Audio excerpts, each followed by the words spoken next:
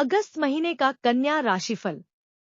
नमस्कार दोस्तों, स्वागत है आप सभी का फिर से आपके अपने चैनल इंस्पिरेशनल स्टोरी पर। दोस्तों चलिए आज का वीडियो शुरू करते हैं। क्या आप सोच रहे हैं कि अगस्त का महीना आपके लिए कैसा रहेगा?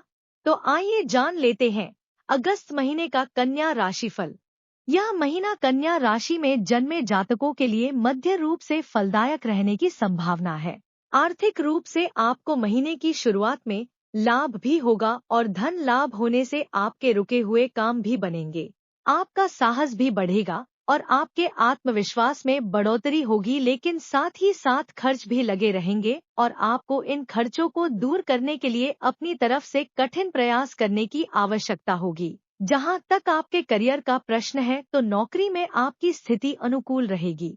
ज्यादा भाग दौड़ हो सकती है।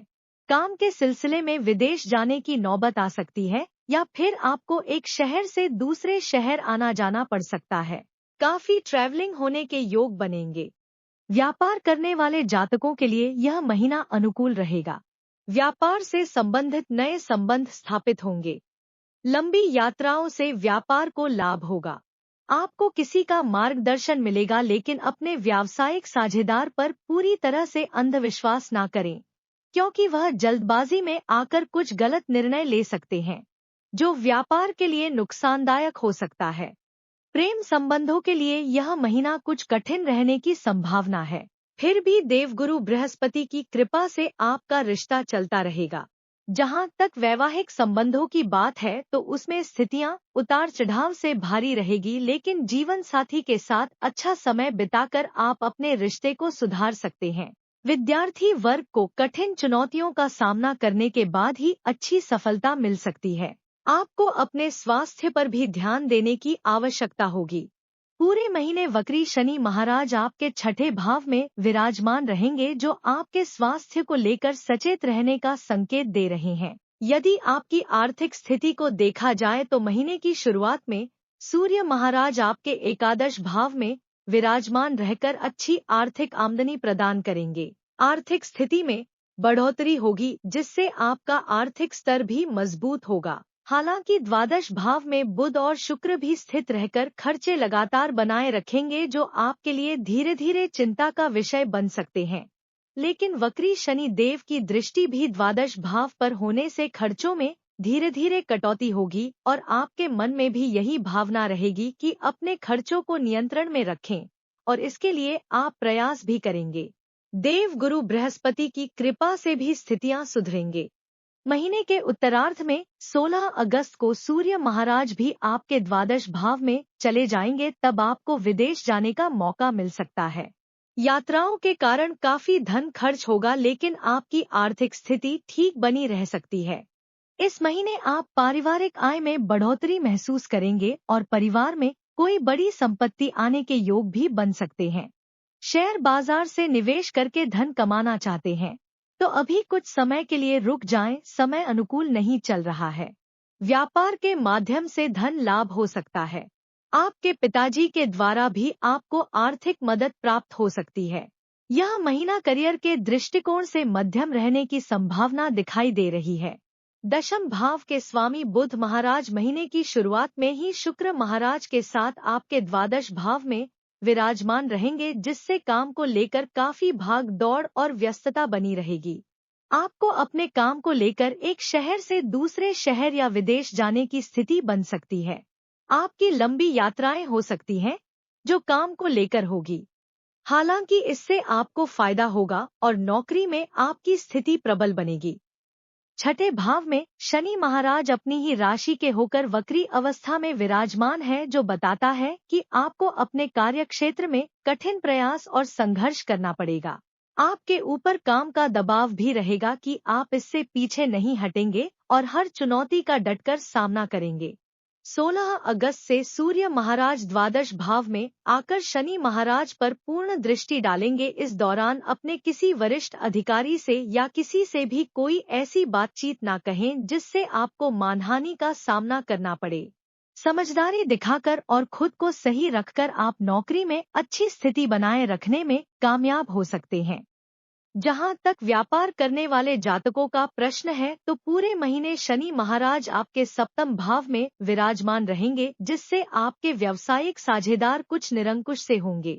वे अपनी तरफ से निर्णय लेना शुरू कर देंगे और जल्दबाजी में अगर कुछ गलत निर्णय भी ले सकते हैं, जो आपके व्यापार के लिए बाद में जाकर प्रतिकूल हो सकते हैं। इसलिए आपको उन पर भी ध्यान रखना होगा और किसी भी निर्णय को अकेले उनके लेने से बचना होगा। आपस में मिलकर बैठकर बातचीत करके ही मामले को निपटाने की कोशिश करेंगे तो स्थितियां नियंत्रण में रहेंगे। सप्तम भाव के स्वामी देव गुरु बृहस्पति महाराज नवम भाव में पूरे महीने रहने वाले हैं, जिससे व्यापार को लेकर लंबी यात्राओं के योग बनेंगे। व्यावसायिक यात्राएं आपके यश और कीर्ति को बढ़ाएंगी, आपके व्यापार को उन्नति और आपके व्यापार का विस्तार करने में भी मददगार बनेंगी। आप अपने व्यापार के लिए कुछ महत्वपूर्ण एवं कठिन निर्णय भी ले सकते हैं। कुछ नए लोगों को भर्ती करने से आपको लाभ होगा। यह महीना पारिवारिक तौर पर ठीक ठाक रहने की संभावना दिखाई देती है। दूसरे भाव के स्वामी शुक्र महाराज महीने की शुरुआत में द्वादश भाव में बुध महाराज के साथ विराजमान रहेंगे और उन पर वक्री शनि महाराज की पूर्ण दृष्टि रहेगी तथा मंगल महाराज भी चतुर्थ स्थान से आपके द्वादश भाव को देखेंगे, जिससे पारिवारिक खर्च होने के योग बनेंगे। परिवार में किसी फंक्शन के होने के कारण भी घर में आर्थिक खर्च हो सकता है, लेकिन इससे घर में लगातार खुशियां बनी रहेगी और लोगों के आवागमन से घर में चहल पहल रहेगी। देवगुरु बृहस्पति की दृष्टि पूरे महीने आपके प्रथम भाव पर रहेगी, जिससे आप धार्मिक कार्यक्रमों का आयोजन कर सकते हैं और अच्छा निर्णय ले सकते हैं। महीने के उत्तरार्ध में शुक्र महाराज आपके प्रथम भाव में आ जाएंगे, तब आपको परिवार का सुख मिलेगा और परिवार के लोगों का सहयोग प्राप्त होगा। घर में खुशियां आएंगी। चतुर्थ भाव के स्वामी देवगुरु बृहस्पति नवम भाव में पूरे महीने विराजमान रहने वाले हैं। उनके साथ ही मंगल महाराज भी विराजमान है, जो चौथे भाव को देखेंगे। इससे पारिवारिक आमदनी में बढ़ोतरी होगी। घर में सुख संपत्ति की वृद्धि हो सकती है। घर के लोगों का व्यवहार भी संतुलित और मर्यादा पूर्ण रहेगा, जिससे घर में सुख शांति बनी रहेगी। जहां तक आपके भाई बहनों का प्रश्न है तो आपको थोड़ी सी सावधानियां रखनी होगी। वह आपके साथ रहेंगे और आपके प्रति उनके मन में स्नेह रहेगा, लेकिन किसी बात को लेकर कहासुनी हो सकती है। इससे बचने की कोशिश करें ताकि आपके रिश्ते और भी ज्यादा मधुर और सुदृढ़ बने रहें। यदि आप किसी प्रेम संबंध में हैं तो महीने की शुरुआत कुछ कमजोर हो सकती है, क्योंकि पंचम भाव के स्वामी शनि महाराज छठे भाव में वक्री अवस्था में रहेंगे और पंचम भाव पर सूर्य महाराज का प्रभाव रहेगा, जिससे आप और आपके प्रियतम के बीच अहम का टकराव हो सकता है। हालांकि द्वादश भाव में शुक्र और बुध स्थित रहेंगे, जिनका प्रभाव आपके पंचमें शनि पर रहेगा, जिससे बीच बीच में प्रेम की बातें भी होंगी। सबसे अच्छी बात यह होगी कि नवम भाव में बैठे बृहस्पति महाराज अपनी पूर्ण नवम दृष्टि से आपके प्रेम संबंध की रक्षा करेंगे और आपका रिश्ता विधिवत चलता रहेगा। आपको अपनी ओर से अपने रिश्ते को खूबसूरत बनाने के लिए कुछ प्रयास करने होंगे। ज्यादा कड़वा बोलने से बचना होगा। भले ही आप सच बोलते हो, पर लोग सच से ज्यादा मीठा सुनना पसंद करते हैं। इसलिए कोई सही बात भी हो तो उसे इस तरीके से कहे ताकि आपके प्रियतम को बुरा ना लगे। ऐसा करने से आपका रिश्ता ठीक रहेगा और चुनौतियों से धीरे धीरे बाहर निकल जाएंगे। 25 अगस्त को शुक्र आपके प्रथम भाव में आ जाने से आपके दिल में प्रेम के बीज अंकुरित होंगे और आप अपने प्रियतम के निकट आएंगे। लेकिन 26 अगस्त से मंगल महाराज दशम में बैठकर पंचम भाव को देखेंगे, जो फिर से प्रेम संबंधों में तनाव बढ़ा सकता है। इसलिए इस महीने थोड़ी सी सावधानी रखते हुए ही आगे बढ़ें। जहां तक वैवाहिक संबंधों की बात है तो वैवाहिक जातकों के लिए पूरे महीने सप्तम भाव में राहु की उपस्थित रहने से रिश्तों में उतार चढ़ाव की स्थिति बनी रहेगी। आपके जीवन साथी कुछ लापरवाही दिखाएंगे और अपने आप को सर्वोपरि मानकर अपनी मर्जी चलने की हर समय कोशिश करेंगे, जिससे आपके बीच दिक्कतें बढ़ सकती हैं। लेकिन देवगुरु बृहस्पति आपके नवम भाव में बैठे हैं और आपके प्रथम भाव पर भी दृष्टि डालते हैं, जिससे आप शांत रहकर और समझदारी से निर्णय लेंगे और अपने रिश्ते को संभाल लेंगे। आप अपने जीवन साथी के साथ किसी तीर्थ स्थल या किसी दूर स्थान पर जाकर कुछ समय एक दूसरे के साथ बिताएंगे तो आपके बीच की गलतफहमियां दूर हो जाएंगी और रिश्ता प्रेम पूर्वक चलने लगेगा। इसलिए अपने व्यस्त समय में से थोड़ा समय अपने वैवाहिक जीवन के लिए अवश्य निकालें। स्वास्थ्य के दृष्टिकोण से यह महीना ध्यान देने वाला महीना है, इसलिए आपको सावधानी रखनी होगी। आपकी राशि स्वामी बुध महाराज महीने की शुरुआत में ही आपके द्वादश भाव में विराजमान रहेंगे। इसके अतिरिक्त वक्री शनि महाराज छठे भाव में बैठेंगे और वह बुध को भी देखेंगे तथा महीने की शुरुआत से ही नवम भाव में बैठे मंगल की दृष्टि भी बुध महाराज पर होगी।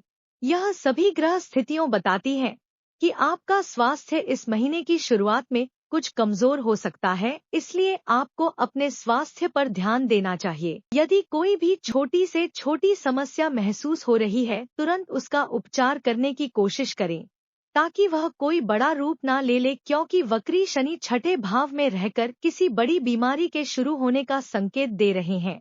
इसलिए आपकी सावधानी ही आपकी रक्षा कर सकती है। 22 अगस्त से बुध महाराज वक्री अवस्था में कर्क राशि में जाएंगे, तब स्वास्थ्य में कुछ सुधार हो सकता है।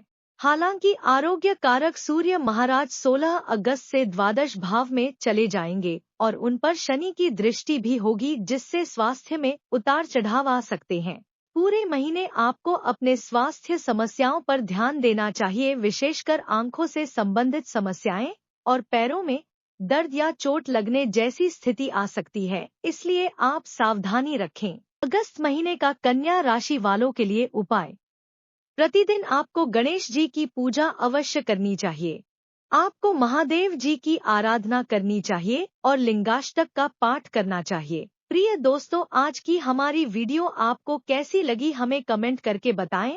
अगर आपको हमारी वीडियो अच्छी लगी हो तो कमेंट बॉक्स में जय गणपति बप्पा जरूर लिखें।